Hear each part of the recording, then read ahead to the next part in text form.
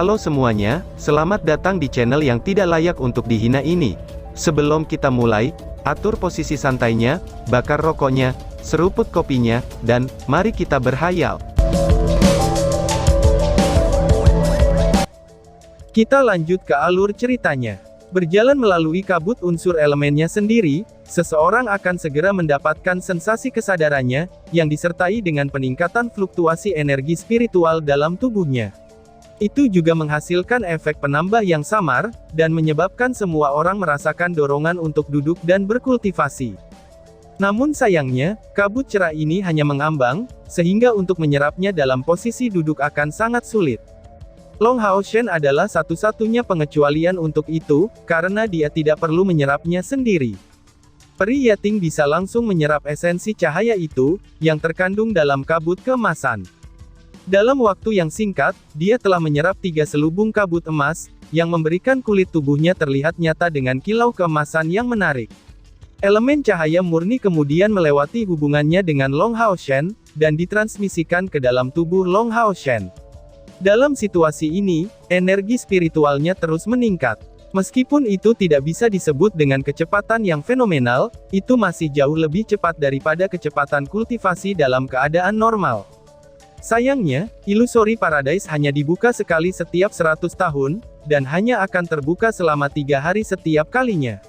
Kalau tidak, jika mereka bisa berkultivasi di lingkungan seperti itu, mereka bahkan tidak perlu 1 tahun untuk mencapai hambatan dari tingkat ke-7. Pada saat berikutnya, semua orang secara bertahap menjadi tenang. Tempat ini sangat indah, sampai-sampai Wang Yuan yang tomboy pun, tidak bisa menahan diri untuk tidak menghela nafas dengan pujian yang tinggi. Jika aku bisa tinggal di lingkungan seperti itu setiap hari, aku bahkan hanya akan bersantai-santai. Pikir Wang Yuan. Berwarna dalam segala jenis cahaya yang indah, tanaman langka yang tumbuh di mana-mana segera menarik perhatian semua orang. Perasaan nyaman dan santai, itu memberikan setiap orang keinginan untuk tinggal di sana selamanya. Tapi Long Hao Shen jelas-jelas tidak memiliki niat ini. Bukan karena dia tidak menghargai lingkungan ini, tetapi karena kekhawatirannya saat ini tentang CR. Sekarang CR tidak di sisinya, dia merasa agak kosong dan gelisah. Tiba-tiba, Long Hao Shen berhenti di jalurnya, dan berbalik ke arah rekan satu timnya. Menutup matanya, dia memusatkan perhatiannya untuk merasakan sesuatu. Ada fluktuasi kuat dari energi spiritual di kiri. Tampaknya ada beberapa orang yang berkelahi di sana, mari kita lihat. Berhati-hatilah untuk menyembunyikan kehadiran kamu semua, dan tetap dengarkan perintah aku. Ucap Long Hao Shen. Tiba di titik ini, Long Hao Shen tidak bisa membantu, tetapi berkedip dengan niat membunuh di matanya. Iblis-iblis itu tidak tahu sama sekali, bahwa rekan-rekannya datang melalui menara keabadian, dan ini adalah sesuatu yang tidak bisa dia beritahukan kepada mereka apapun yang terjadi. Kalau tidak, itu mungkin akan menyebabkan konflik lain antara aliansi dan iblis. Jadi, sebelum mereka pergi, dia berbicara dengan rekan-rekannya kalau mereka akan ditemukan oleh iblis, mereka harus membunuhnya segera, dan bahkan sebelum mengumpulkan tungku spiritual. Wang Yuan diam-diam mengirim gelombang energi spiritual spasial ke depan mereka, itu digunakan untuk melunakkan turbulensi yang disebabkan oleh napas mereka di udara, dan Han Yu juga diam-diam memanggil mata iblisnya. Long Hao Shen bisa merasakan gelombang energi spiritual yang lemah dalam 1000 meter, tetapi untuk fluktuasi kejam yang berasal dari pertempuran, ia bisa merasakannya dalam jarak setidaknya 2000 meter. Ketika mereka maju ke depan, semak-semak dan hutan menjadi lebih padat, dan sedikit demi sedikit, suara pertempuran mencapai telinga kelompok Long Hao Shen. Pada saat ini, Long Hao Shen memilih untuk berhenti di jalurnya, lalu memberikan perintah kepada rekan-rekannya untuk bersembunyi dan menunggu perintahnya. Sebelum ia mengeluarkan pedang Blue Rain Hibiscus of Light, serta pedang Bright Discipline, ia menggunakan 2 pedang di tangannya. Kemudian ia diam-diam mengikuti ke arah suara pertempuran tersebut. Meskipun ia bukan seorang assassin, ia memiliki kontrol yang tepat atas energi spiritualnya, dan dapat menyembunyikan kehadirannya sendiri.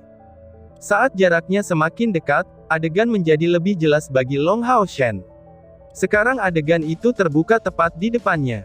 Dengan kilatan, Long Hao Shen dengan cepat memanjat pohon besar. Tetapi di tengah-tengah pendakiannya, dia menemukan bahwa jika dia hanya memanjat pohon, ketika naik di atas ketinggian 5 meter, tekanan akan terwujud di udara, dan menyebabkan kondensasi energi spiritual yang membatasi dirinya, dan mengonsumsi energi spiritualnya. Namun, ini bukan jumlah yang dia rasa perlu dipertimbangkan. Dari celah-celah kecil di antara pepohonan, dia akhirnya mengetahui siapa kedua belah pihak itu. Di satu sisi adalah iblis muda berwajah ganas, yang bisa disebut paling jelek dari 10 iblis yang masuk kali ini, tetapi juga yang tertinggi. Tingginya melebihi 3 meter, wajahnya tampak sangat ganas, dan dia memiliki sepasang sayap hitam raksasa di punggungnya. Di tangannya ada pedang berat berkilau dengan api biru. Tidak perlu bertanya, ini harus menjadi tokoh utama di antara iblis, yang menyiratkan mereka pasti akan terlibat dalam cobaan kali ini. Dan lawannya jelas bukan manusia kuat dari aliansi, tetapi binatang ajaib yang aneh. Binatang ajaib ini juga sangat besar dan kokoh. Yang mengejutkannya adalah, binatang itu ternyata gorila dengan kulit hitam. Anehnya, tubuhnya bahkan lebih mengesankan daripada Finn itu, dan energi kuning yang kuat menyebar dari seluruh tubuhnya, dan meluncurkan serangan hebat. Fluktuasi energi spiritual yang Long Hao Shen rasakan sebelumnya, sebagian besar milik elemen bumi, dan jelas diarahkan untuk membunuh Finn muda itu. Tampaknya, kedua pihak agak lambat, tetapi pertempuran itu sangat sengit, kedua lawan benar-benar bertarung habis-habisan saat melawan satu sama lain. Gorila itu menggunakan kedua tangannya sebagai senjata, dan bertarung dengan ceroboh melawan Finn muda itu. Setiap kali mereka bertabrakan, suara logam yang mendesing akan dihasilkannya. Namun, setelah semuanya, itu ternyata dihasilkan dengan tubuhnya, dan bukan senjata sungguhan. Mengandalkan pedang Blue Flames-nya, iblis muda berada di atas angin sampai tingkat tertentu. Setiap serangan kirinya, akan meninggalkan tanda di tangan gorila. Melihat sekali lagi di lingkungan mereka, Long Hao Shen segera mengerti alasan dari pertempuran mereka ini. Di sisi mereka, di dekatnya ada cahaya putih ringan melayang di udara. Cahaya itu kira-kira seukuran kepala manusia, itu adalah hal yang sama seperti yang melayang di sini. Di sekitarnya, 4 kaki kecil bisa terlihat, dan cahaya putih pekat dipancarkan dari dalam. Itu adalah tungku spiritual, dan itu adalah tungku spiritual non-elemen yang sangat langka. Apakah itu tungku spiritual non-elemen? Pikir Long Hao Shen. Ada contoh sederhana untuk itu, yaitu, tungku spiritual Sein Long Hao Shen itu sendiri. Jenis tungku spiritual non-unsur ini, adalah salah satu tungku spiritual yang paling serbaguna. Dengan kata lain, itu dapat diserap oleh individu kuat dari elemen apapun. Itu sudah jelas, iblis itu tertarik oleh pemandangan tungku spiritual ini. Dan gorila yang melindunginya adalah seorang penjaga tungku spiritual seperti yang disebutkan Ling Xiao. Setiap tungku spiritual akan memiliki penjaga, dan membunuh penjaga atau mendapatkan persetujuannya, adalah satu-satunya cara untuk mendapatkannya. Itu sudah jelas, iblis muda ini cukup beruntung, karena menemukan tungku spiritual yang bisa ia serap dengan cepat. Tapi tentu saja, bisa juga dikatakan bahwa peruntungannya sangat buruk, karena dia bertemu Long Hao Shen di sini. Tidak ikut campur dengan ceroboh, Long Hao Shen diam-diam kembali ke lokasi di mana dia telah meninggalkan rekan-rekannya sebelumnya. Setelah beberapa kata penjelasan, dia kembali sekali lagi ke puncak pohon besar ini. Tanpa perlu mengatakan apa-apa, ia mengirimkan niatnya kepada peri Yating, yang dengan ringan meneriakkan mantranya terus-menerus, dan menyebarkan riak-riak emas lembut di atas tubuh Long Hao Shen. Ini adalah keterampilan yang Long Hao Shen tidak mampu gunakan. Teknik pemulihan besar, mantra penyembuhan murni. Dan jika memang bisa menggunakannya, itu juga tidak diperlukan. Karena selama peri Yating memiliki kemampuan ini, ia juga akan mendapatkannya. Memberinya acungan jempol, tubuh Long Hao Shen melintas ketika ia akhirnya melompat dari pohon.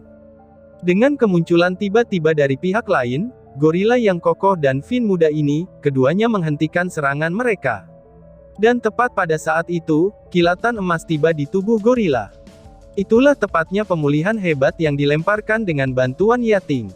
Seringkali, tindakan akan jauh lebih penting daripada berkata-kata. Long Hao Shen tidak tahu apakah gorila itu mengerti bahasanya, tetapi dia bisa menggunakan tindakannya ini, untuk dengan mudah membiarkannya mengetahui statusnya sebagai sekutu atau musuh. Pemulihan hebat diluncurkan pada gorila, dan segera menyembuhkan luka di lengannya dengan kecepatan kilat. Elemen cahaya hangat dan murni segera meredakan tampilan agresif gorila terhadap Long Hao Shen sebagian besar, yang segera muncul jauh lebih lembut. Sementara itu, Long Hao Shen meluncurkan serangan cepat ke arah Fin muda itu, dan membiarkan punggungnya membelakangi gorila. Melalui bahasa tubuh, kepercayaannya terhadap gorila itu telah diungkapkan. Dia percaya, bahwa binatang ajaib yang bertindak sebagai penjaga tungku spiritual dari surga ilusi ini, akan diberkati dengan beberapa kecerdasan. Setidaknya, binatang itu akan mengerti kalau dia memberikan bantuannya. Dengan raungan rendah, iblis muda melepaskan pedang api biru di tangannya, dan bertujuan untuk menyerang Long Hao Shen. Kerutan diproduksi di aliran udara bercahaya, tetapi Long Hao Shen tidak mundur sedikit pun, ia malah melintasi pedangnya dan menggunakan obstruksi ilahi. Bang! Dengan suara renyah dan kilau emas, Long Hao Shen melawan serangan iblis dan didorong mundur. Tetapi dari sini, ia bisa merasakan kekuatan lawan, yang berada puncak tingkat ke-6. Serangan ini sudah dekat dengan kekuatan 10.000 unit energi spiritual. Namun, ini tidak berarti banyak bagi Long Hao Shen. Kesenjangan energi spiritual dapat dibuat dengan ketangkasannya, serta kekuatan lainnya. Bright Vengeance dilepaskan dengan cahaya terang, dan Long Hao Shen dengan cepat menginjak tanah dengan kaki kirinya. Tiba-tiba ia mengirim kekuatan dari kakinya, dan kemudian Long Hao Shen melesat ke arah iblis muda itu seperti panah. Wush! Di tangan kanannya, pedang Blue Rain Hibiscus of Light mengambil bentuk segudang cahaya terang, yang ditujukan pada lawannya. Itu adalah Demon Whipping Flash. Namun, Fin muda ini tidak mundur sedikit pun, dia kemudian menyapu pedang api birunya secara vertikal. Hamparan sinar biru yang luas segera berbenturan dengan Demon Whipping Flash, dan tiba-tiba dengan cekatan memblokir semua serangan yang datang padanya. Itu peralatan mulia, pikir Long Hao Shen. Pedang Blue Flames itu setidaknya merupakan peralatan di tier mulia. Pengalaman pertempuran dari Fin muda ini jelas berlimpah. Pada saat yang sama ia memblokir serangan Long Hao Shen, sayap di punggungnya menyebar, dan energi spiritual yang tebal langsung meledak dari punggungnya. Segera, salinan identik tubuhnya sendiri keluar sebagai kecemerlangan, dan langsung bergegas ke arah Long Hao Shen. Kecemerlangan ini menyala dengan nyala biru yang kuat, dan pada saat peluncurannya, suhu di sekitar meningkat dengan tiba-tiba, dan tanaman di dekatnya langsung terbakar. Dengan mendengus dingin, Long Hao Shen terus maju, dan tangannya menggambar busur vertikal sambil menggenggam pedang disiplin cerah. Dan tiba-tiba saja bersambung. Sekian dan terima kasih banyak.